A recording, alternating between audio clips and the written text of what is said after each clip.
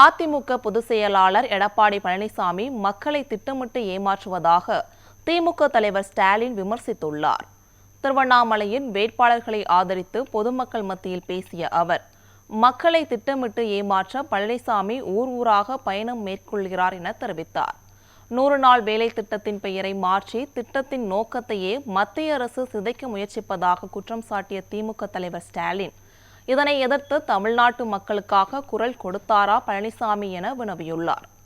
மக்கள் பிரச்சினைகளுக்காக மத்திய அரசை எதிர்த்து பழனிசாமியால் பேச முடியுமா என சவால் விடுத்ததோடு, கீழடி அறிக்கையை ஏன் வெளியிடவில்லை என பாஜகவை பார்த்து பழனிசாமி கேட்பாரா எனவும் கேள்வி எழுப்பினார். அதிமுகவும் பாஜகவும் தனித்தனியா வந்தாலும் சரி அல்லது கூட்டணியாக வந்தாலும் சரி, ரெண்டும் வேற வேற இல்லைன்னு தமிழ்நாட்டு மக்கள் கரெக்டா புரிஞ்சு வச்சிருக்கீங்க. மக்கள் கொடுக்கிற தொடர் தோல்விகள் இருந்து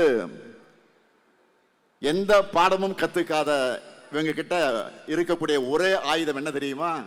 அவதூறுகள், பொய் பிரச்சாரங்கள், மதக்கலவர சதித்திட்டங்கள்.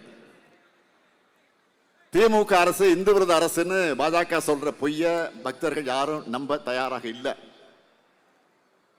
திராவிட மாடல் அரசு திருக்கோயில்களுக்கு செஞ்சிட்டு இருக்கக்கூடிய பணிகளை தான் மக்கள் தினமும் தங்களுடைய கண்களிலே பார்த்துட்டு இருக்கிறாங்க.